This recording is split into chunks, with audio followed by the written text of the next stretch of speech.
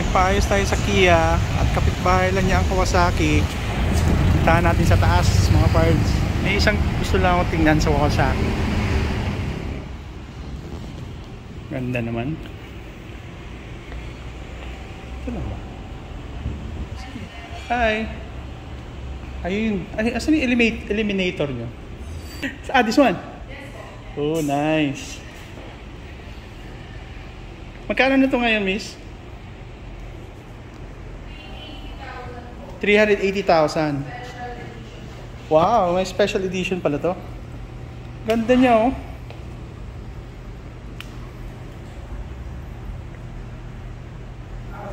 Malaki din pala siya, no? Ilang cc nga? 450. Oh, nice. At least hindi siya 400. So, ibig sabihin malakas to.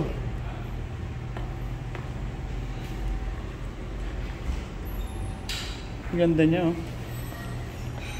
Tsaka ang lambot ng clutch niya, ha? So, lambot ng clutch, oh. Ay, mas gusto ko ito kasi sa Rebel. Oo nga, mas maganda sa kasi sa Rebel. Ganda, oh. Ilang kilos to, miss?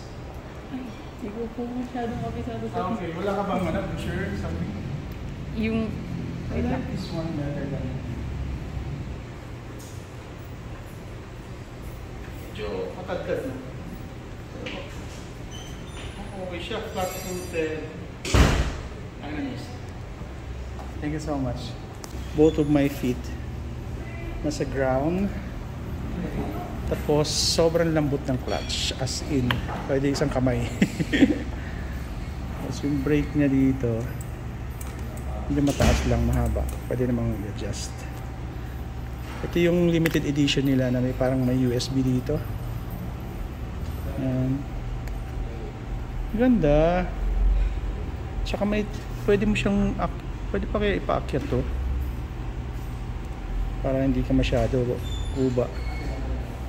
Mas maganda talaga pag medyo extended yung handlebar. Yun lang. Ganda siya. Gustuhan ko siya. Kung okay ito pang second bike. Cruising bike ulit. Ilang kayong liters nito, no? Ito ng kaha, oh. Tingnan mo. Ayan. Eliminator. Ganda. Tapos, maliban dyan, meron pa ako isang gusto. Itong classic na to. W. Ang gandahan sa kanya, laki ng tangke. Maliban dyan, mas malambot yung eliminator sa clutch, pero pwede na, hindi siya ganun ka tigas. Nakikita nyo, classic talaga. Tapos dalawa yung pipes. Ayan. Both of my feet nasa ground. 5'8" yung height natin. This one I like. Para siyang style ng mga Royal Enfield. Miss, magkano to? Ano to? W800, no? So, magkano siya? Mahal? Mahal naman, grabe. Mahal naman, parang ayaw ibenta. Pahingin na nga lang. ito po yung price. So, wala kang alam sa capacity ng tank? Kung may ginagawa lang po yung mechanic. Okay. Sige. So, kung may gagawin. Okay. Hayaan mo na. Ano mga presyo nila, mga parts, oh.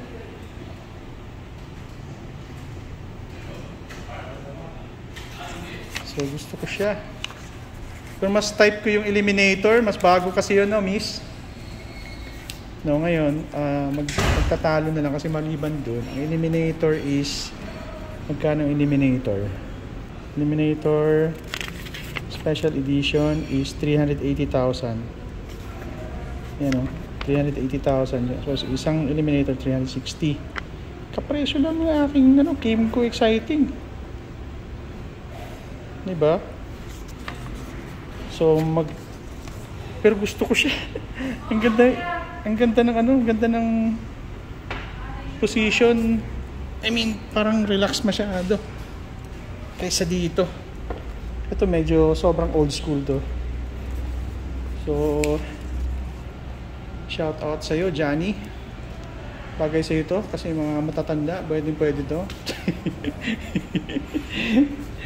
Ayan, oh. Ayan. Compared to this, which is mas maganda yung ayan. Siguro magpapalit ka ng shock absorber para mas comfortable, no? Tingin nyo mga parts.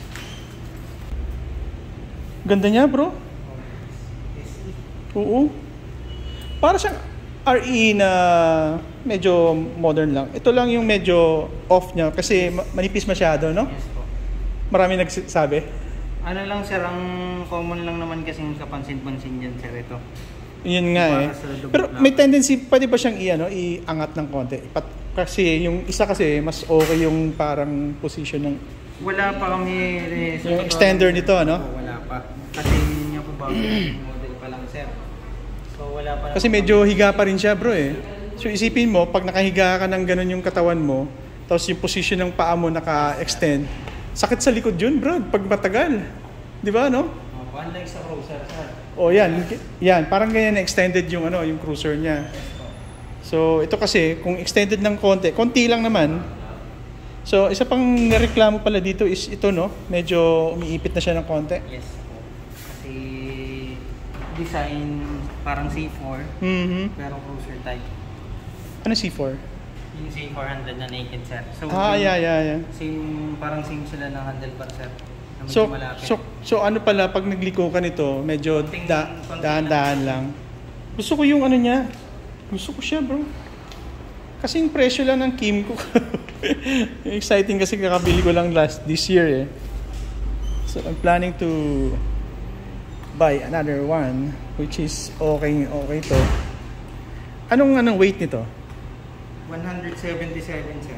Oh, so magaan lang siya compared dun sa W800, no? Yes po. Yung kasi sir nasa 186. 86 kilos. So yun nga, medyo ingat ka lang sa pagliko. Tapos to, masyado manipis. Kung sana medyo makapal, okay sana. So ano siya? 14.8. 8 liters so 15. So 15. So anong purpose ito? Double plaka sir. So lahat po sir. Meron na Opo. Design po yan sir. sa doble plaka. Yes po. Double plaka. Actually sa ibang bansa kasi ganun, ano? Sa Thailand sir. Tsaka sa sa India. Yes sir. Oh. Dinisign siya talaga for other So, which is okay lang naman kung maglagay ka ng isang mga tawag ito. Okay lang naman sir tanggalin if ever po. Hindi, lagayan siya ng bro, ng tawag ito, yung pang Yes, sir. RFID. Okay. Lagay ka lang ng konting plate dyan na di ba So lalagyan na lang to ng clear na dito para sa RFID mo. RFID siya. Tama. Ganda. Ito naman yung Vulcan which is 650, right? Yes po. Pero relax din to, no? Yan sir talaga yung mas relax. Oh, tinan mo, sobrang forward na yung Kasi pwede po yung i-air fit or yung talagang Sobrang- bagay na bagay sa inyo sir. Pwedeng i-extend yung foot peg. Kaya Pwedeng nga bilhan ng extended na handlebar. Pwede pa extended na handlebar. Yan lang sir. Pagka binili yung unit, yan lang talaga sir. Oh, Pero obviously, yes. Meron po talagang naka-design for air. Malambot din yung clutch niya. Sanayan talaga sa mga ganitong position, Kaya sakto talaga yung eliminator, bro. Saktong-sakto yung position niya. Hindi ko masyado type yung Vulcan. Pero, syempre, kung may magbigay sa akin yan, tanggihan mo pa ba? Choosy ka pa, no? Ayun, parang cast metal lang to. Ayan. Anyways, ganda. Ganda ng eliminator. Ito naman yung Versys. 1000 sir. Ito yung bago niya? Yes po. In 23 models So, sir. Alright. Last year is black and Versys. Versys din po sir. Yan lang sir every year kasi Or ano, per year model sir, nagbabago yung kulay. Oh. Kaya kung mapapansin nyo sir, may ibang mga specific na unit na iba yung kulay, iba yung year model. Mabigat lang talaga siya, no, bro? Magkano to ngayon, bro? 929 sir. 929 versus 1,000. Kung mapapansin nyo talaga sir, itong unit na to, siya yung pinaka-service ng mga police. Kung mapapansin nyo sir. Yeah. Kawasaki versus 1,000. Kaya sports touring ang tawag. Yes po. Kasi, Sports po yung katawan, touring po yung handlebar. Or yung so medyo upright position ng konti. Yes, po. Konti lang. Hindi sir, talagang upright po talaga yan sir. Kaya, Talaga? Opo. Sige nga. Ay, boy, oo nga, no? Oh, White po yung kanyang naka-upright po. talaga. Tapos ito naman sir, yung super sports. Yung sports bike. Mabilis na yan. Pang racing yan. 250cc sir, pero yung Ay, ito yung, bro, may mga ganito, bro, akong kilala na ginadala sa RFID, no? Yan sir, sports po. Sports po yung katawan, pero yung specs po, pang sports po or pang racing. 250 lang yan? Yes po. Ito sir yung kahit 250cc. Screamer type kasi inline 4. Inline 4 to. Yes po. 250cc na inline 4 ba yan? Wala, bro. Papasukin talaga ng ano yan. Ng, maraming na ganyan na pumapasok sa NLEX eh. Yes po. Tapos ito sir, kahanay niya din sports touring. Ilang cc naman to? 400cc sir. Ninja 400. So ito, papasok sir sa yung Eliminator, papasok siya sa cruiser type. Cruiser. Pero mabilis na rin to, no? Yes po. Ito sir, cruiser type lang din siya. Tapos yun sir, yung Z9. Yun yung sikat. Apo, retro sports. Inline 4. Yung itsura sir, yeah. classic. Pero built-in for sports. Opo, parang ano sir, combination ng sports na tsaka classic na itsura. Grabe yan. Ilang kilo to? Ilang laman nito? Ito sir, 16 liters po. Malaki lang siya tingnan.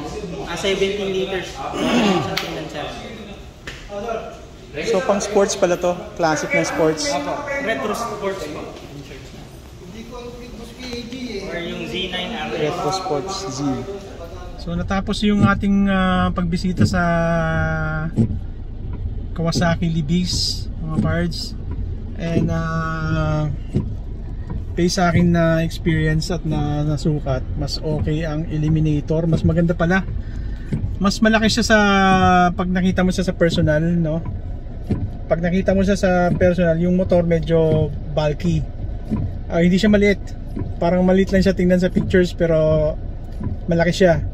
At mukhang fit na fit siya sa style at forma na gusto ko. Tapos yung W800 naman, well, yun talaga ang pinaka gusto ko. Pero syempre, based sa price niya, medyo may kamahalan, di ba? 500 plus na yun eh. Tsaka yung isa, magkano lang yun? 380 yata.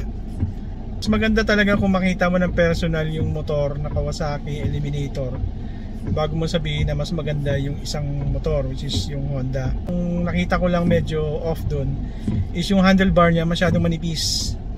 Masyado siyang manipis, so I think ang best na handlebar na pwede mo ilagay dun is yung handlebar ng W800, kasi almost the same lang sila ng size ng handlebar, medyo manipis.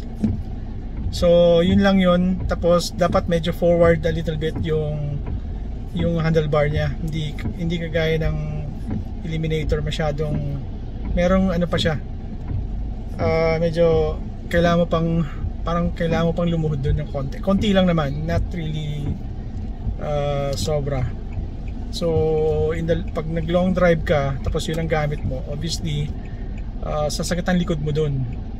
So yun ang naobserbahan ko. So kung gusto niyo bisitahin, kung gusto niyo makita at bisitahin yung Libis, puntahan niyo lang sa Kawasaki, tabi ng Kia Motors. Siguro pag hindi nauna yung Kymco exciting, tapos nauna yung Eliminator, most probably baka Eliminator yung kukunin ko. kasi maganda siya.